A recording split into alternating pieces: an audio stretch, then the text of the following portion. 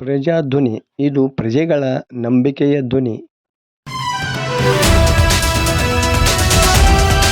Dengue ಜ್ವರಕ್ಕೆ ಜಿಲ್ಲೆಯಲ್ಲಿ ಪ್ರಥಮ ಬಲಿ. 5 ವರ್ಷದ ಬಾಲಕ ಚಿರಾಯಿ ಸಾವು.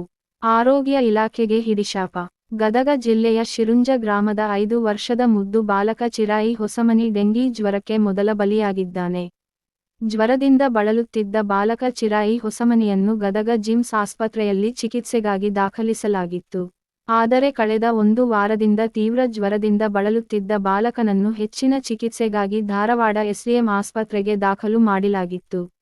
ಆದರೆ ಚಿಕಿತ್ಸೆ ಫಲಿಸದೆ ಭಾನುವಾರ ಧಾರವಾಡದ ಆಸ್ಪತ್ರೆಯಲ್ಲಿ ಬಾಲಕ ಸಾವನ್ನಪ್ಪಿದ್ದಾಗಿ ತಿಳಿದು ಬಂದಿದೆ.